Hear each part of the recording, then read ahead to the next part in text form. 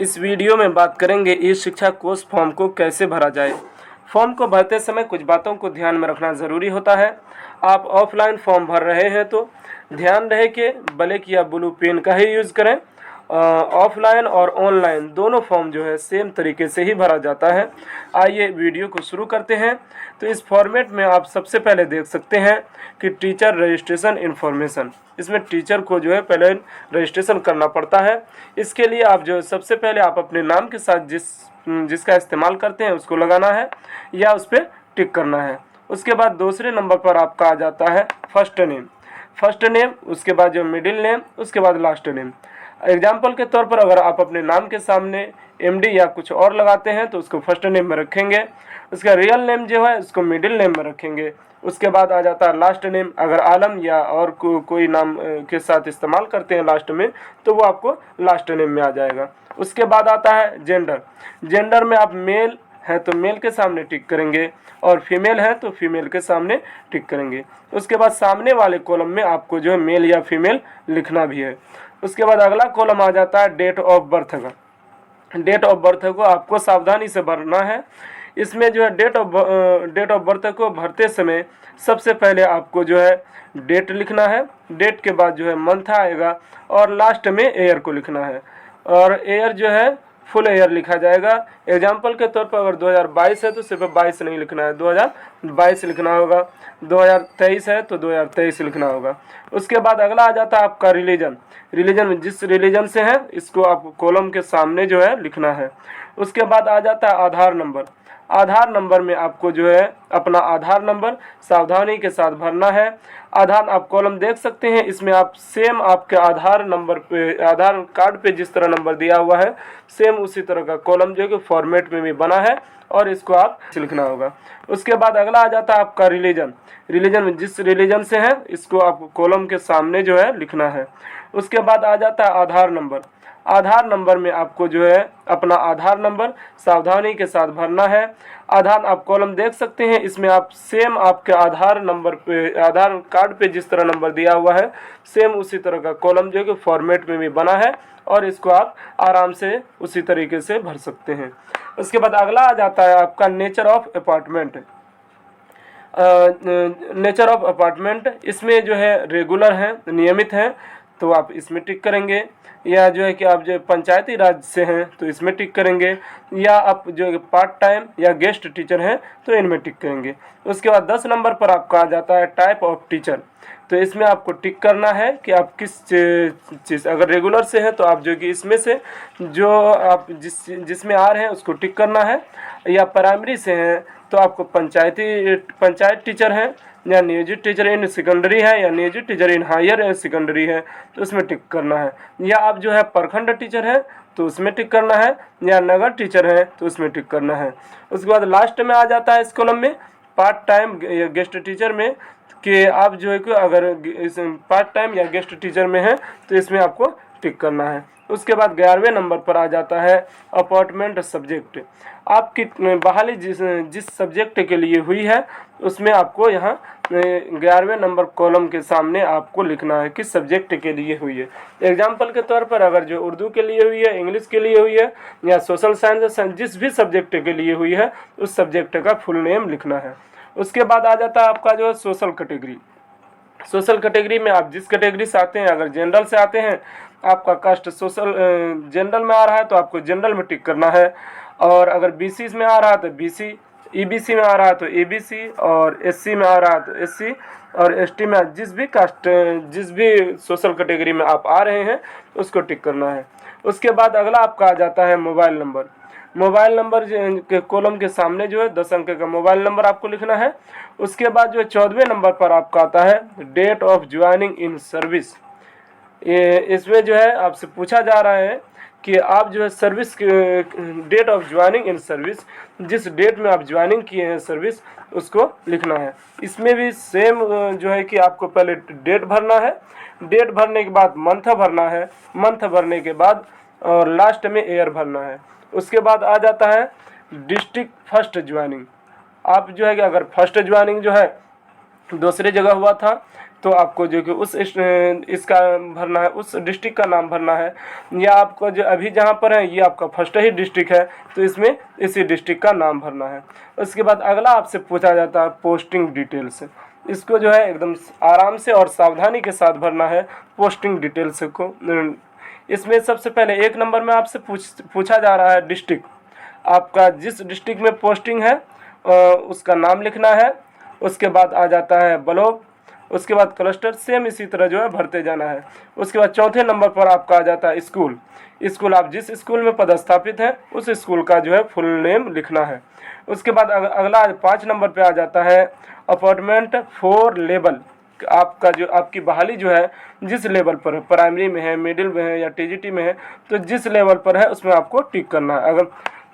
अगर प्राइमरी में है तो पीआरटी टिक करना है। उसके बाद 6 नंबर पर आ जाता है अपॉइंटमेंट अथॉरिटी। आपकी बहाली जो है किसके जरिए हुई है, तो इसमें जो डिपार्टमेंट ऑफ एजुकेशन, नगर निगम, नगर परिषद, पंचायत, नियोजन समिति, अगर पंचायत के द्वारा हुई है तो आपको पंचायत समिति के सामने जो है नियोजन समिति के सामने टिक करना है।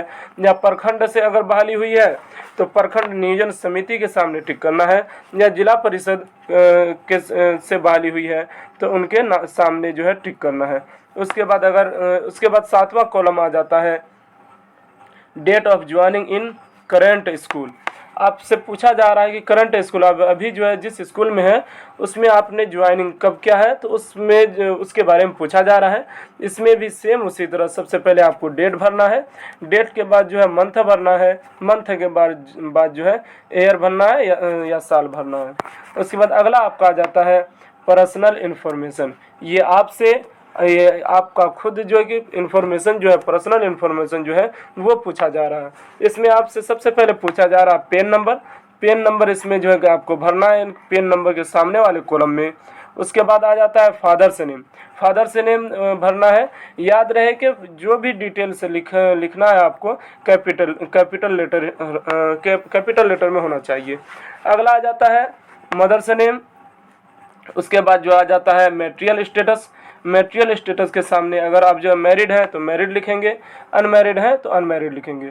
उसके बाद आ जाता है ईमेल आईडी जो आपकी बनी हुई है उसको जो है इसके सामने वाले कॉलम में लिखेंगे। उसके बाद आ जाता है ब्लड ग्रुप। आपका जो भी ब्लड ग्रुप है, ए पॉजिटिव है, बी पॉजिटिव है, जो भी है ओ है, तो आपको जो है उसके सामने कॉलम में लिखना है। उसके बाद आपसे पूछा जा रहा है अपॉइंटमेंट कैटेगरी। आपकी बहाली जो हुई है किस कैटेगरी में हुई है, एससी पर हुई है या एसटी पर हुई है, ईबीसी पर हुई है या ओबीसी पर हुई है या जनरल पर हुई है, तो जिस पर हुई है आपको उसके सामने टिक करना है। उसके बाद पूछा जा रहा है वेदर डिसेबल। क्या आप जो है डिसेबल हैं, अगर हैं तो यस करेंगे, नहीं है तो नो करेंगे। उसके बाद आपसे पूछा जा रहा है वेदर अवार्डेड। अगर आपको अवार्ड मिला है तो आप जो है यस करेंगे, अगर नहीं मिला है तो नो करेंगे। उसके बाद 10वें नंबर पर पूछा जा रहा है if yes type of award. आपको अवार्ड जो मिला है 9वें नंबर पर आप यस किए हैं तो आपको जो 10वें नंबर के सामने जो आपको टिक करना होगा कि इसमें पूछ रहा है आपसे बोथ, यानी दोनों अवार्ड मिला है, नेशनल और स्टेट दोनों वाला मिला है। अगर दोनों से आपको जो कि अवार्ड मिला है तो इस बोथ के सामने टिक करेंगे। सिर्फ नेशनल लेवल पर मिला है तो आप नेशनल के सामने टिक करेंगे, या स्टेट लेवल पर मिला है तो आप स्टेट के सामने टिक करेंगे। उसके बाद आ जाता है आपका परमानेंट एड्रेस। ये इसमें जो है आपका एड्रेस पूछा जा रहा है। इसमें हाउस नंबर, नेम, या अगर आपका हाउस नंबर नहीं है तो आप जो है वहाँ पर जहाँ पर आपका घर है तो वहाँ पर वार्ड नंबर के साथ आप जो है गांव का नाम भी लिख सकते हैं। उसके बाद आ जाता है स्ट्रीट, मोहल्ला, सेक्टर। तो आप जो मोहल्ला का नाम लिख सकते हैं, गली नंबर है तो गली नंबर लिख सकते हैं, सेक्टर है तो सेक्टर लिख सकते हैं। उसके बाद आपका आ जाता है डिस्ट्रिक्ट या स्टेट, दोनों में कुछ भी लिख सकते हैं। उसके बाद आता है चौथे नंबर पर ब्लॉक एंड पंचायत या पोस्ट ऑफिस, तो ये भी लिख सकते हैं। उसके बाद आता है विलेज, एरिया, टाउन। 5वें नंबर पर आपका विलेज जो है या एरिया जो है, जो टाउन है वो लिख सकते हैं। और जो है 6ठे नंबर पर आ जाता है पिन कोड। पिन कोड जो 6 अंक का होता है उसको आपको इसके कॉलम वाले पिन कोड के सामने वाले कॉलम में भरना है, और उसके बाद जो जगह है उसमें लिखना भी है। उसके बाद आ जाता है सेम एज परमानेंट एड्रेस।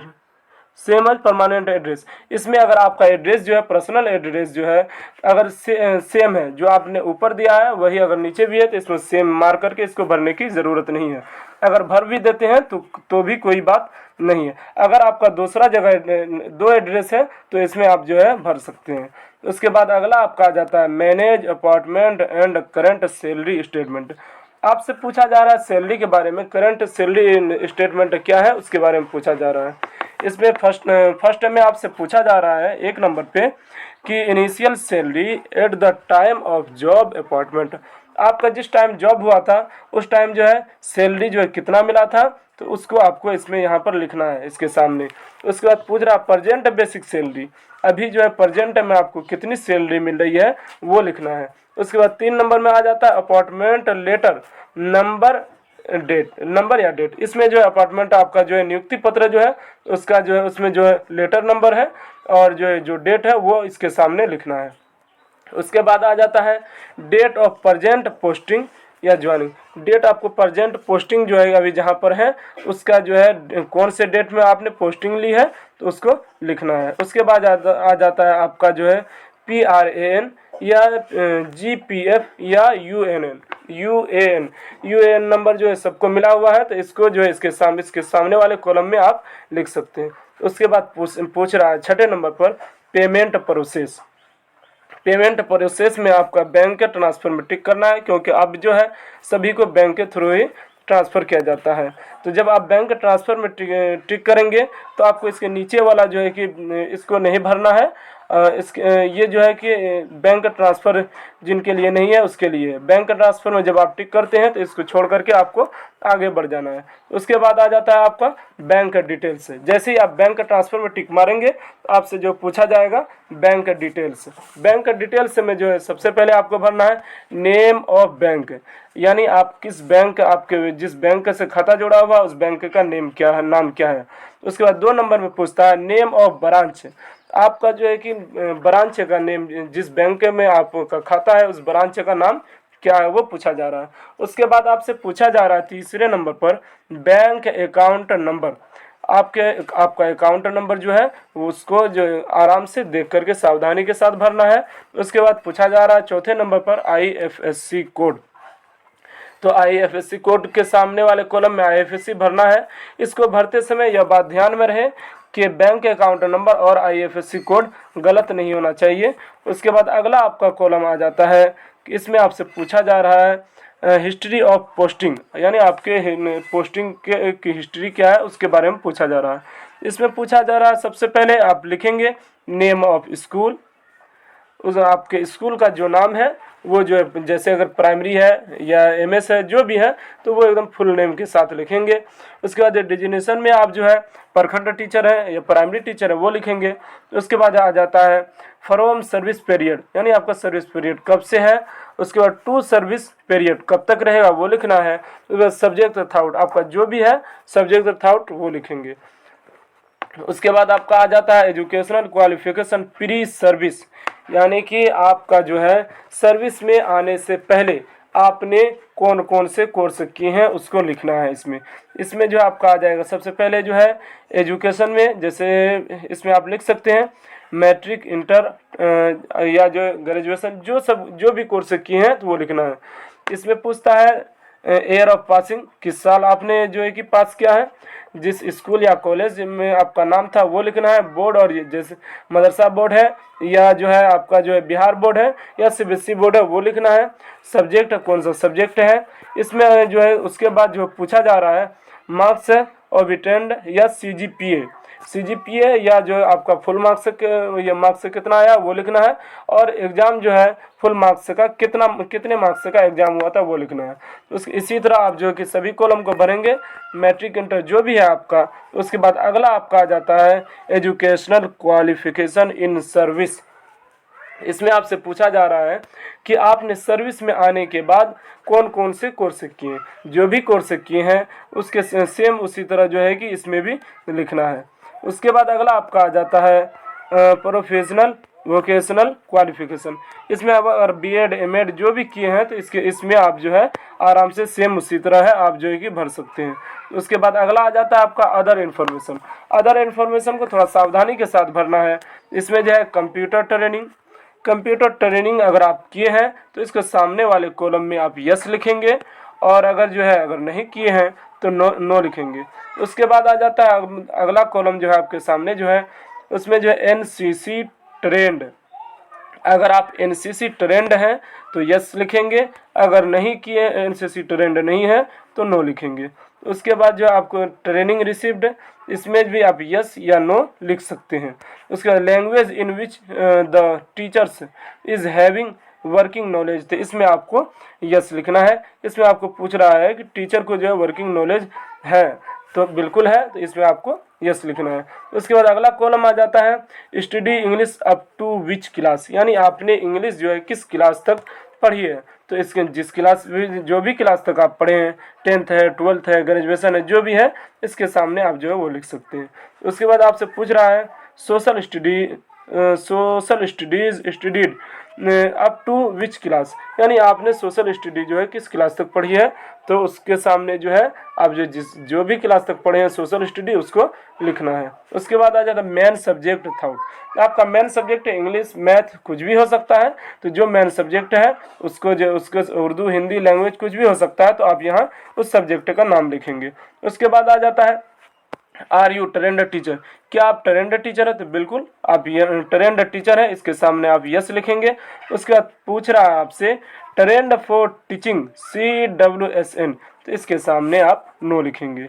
इसके बाद आपका आ जाता है इस साइड में NSS इंचार्ज। अगर आप NSS इंचार्ज हैं तो यस लिखेंगे, नहीं है तो नो लिखेंगे। इसके बाद आ जाता है आपका ट्रेनिंग नीडेड, तो इसमें जो है हम सभी को जो है यस लिखना है, क्योंकि ट्रेनिंग की आवश्यकता जो है सभी को है। उसके बाद आ जाता है क्लास थाउट।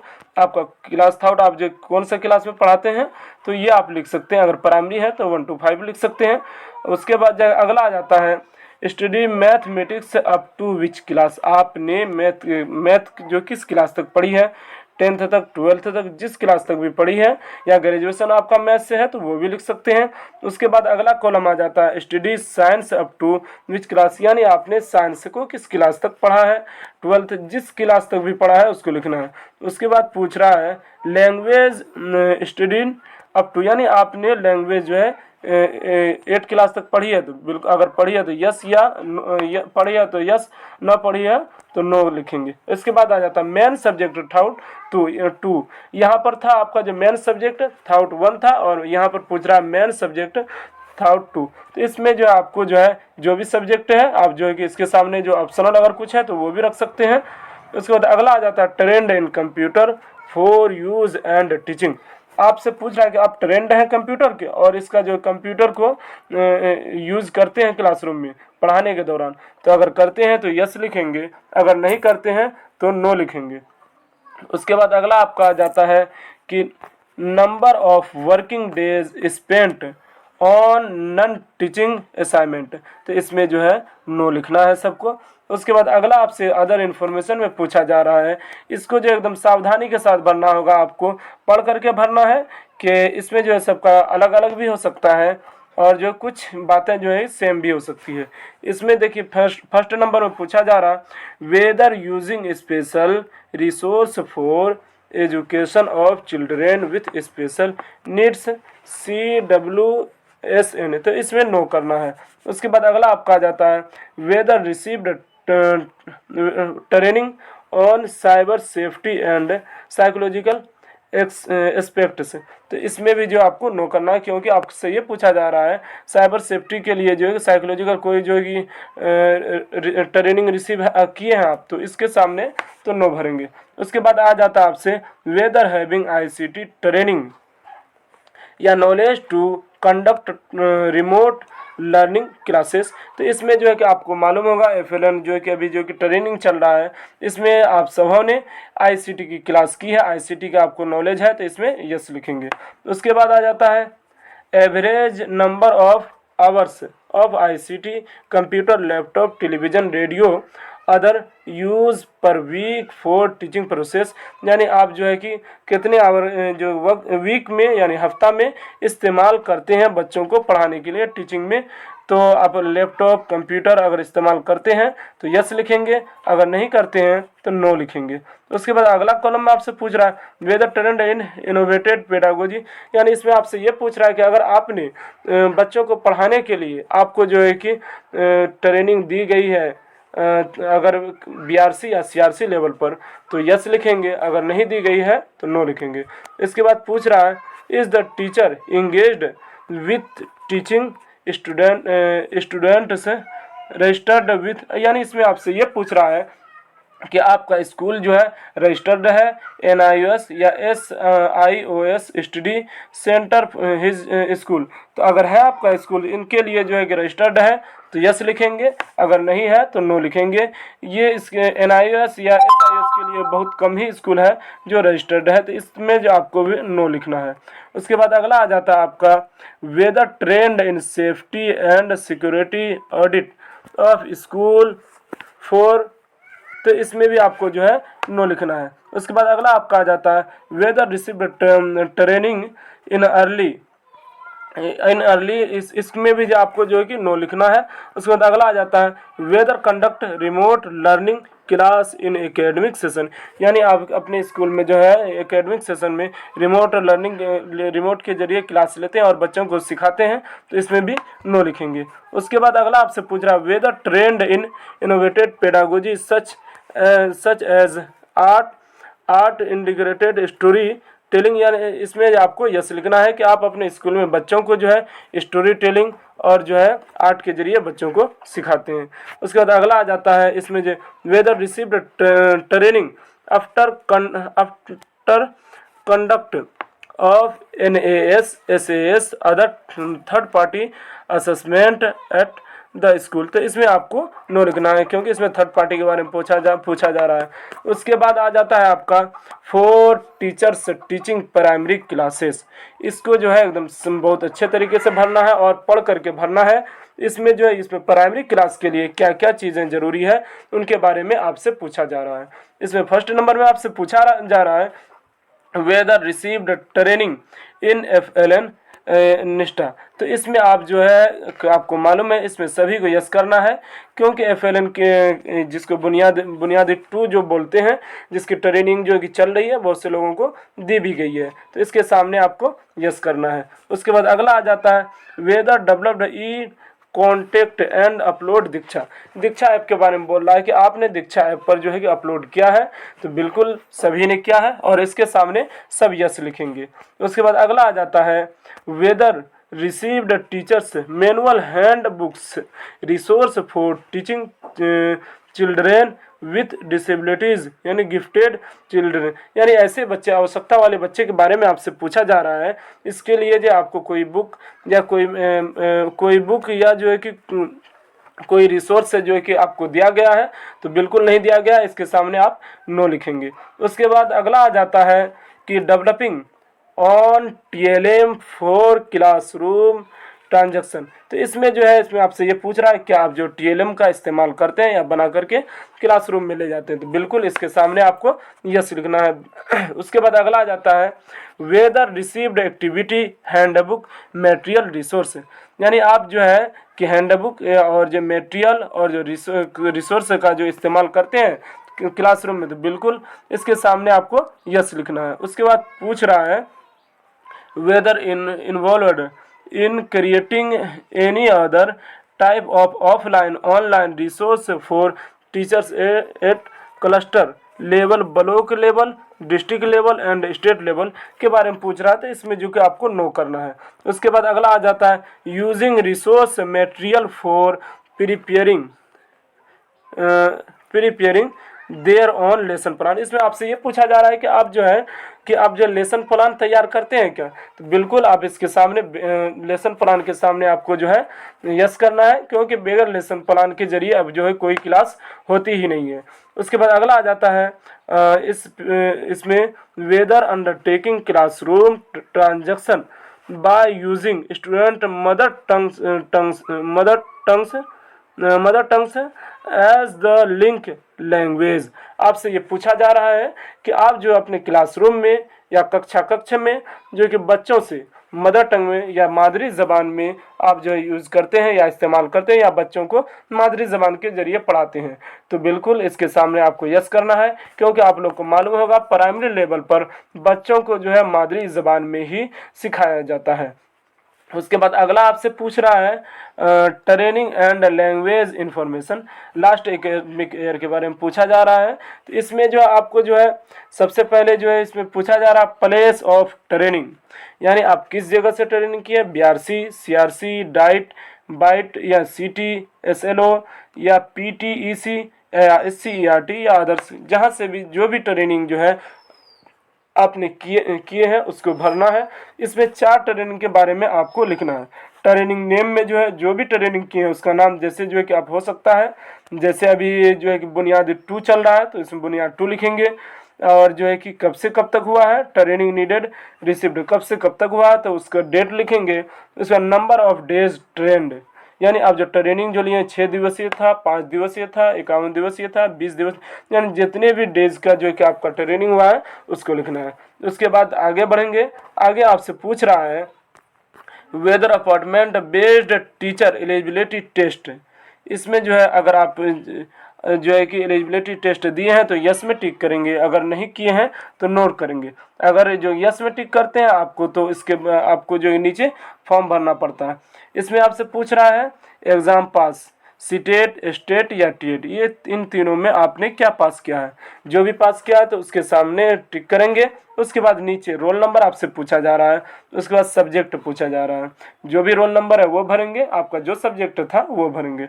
उसके बाद आपसे पूछ रहा है ईयर ऑफ पासिंग, यानी आपने किस साल पास किया है, तो जिस भी ईयर में आपने पास किया है उसको लिखना है। उसके बाद इसमें जो है सिर्फ ईयर लिखा जाएगा, मंथ के साथ नहीं लिखा जाएगा, डेट ऑफ मंथ नहीं होगा।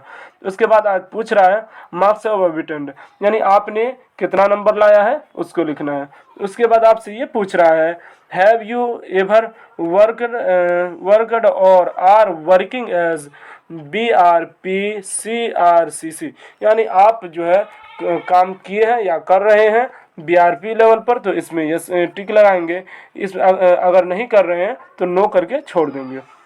CRC लेवल पर भी अगर यानी BRP लेवल पर काम नहीं किए आप CRC लेवल पर कर रहे हैं तो आप जो है या किए हुए हैं तो आप जो है इसमें टिक लगाएंगे। Thank you.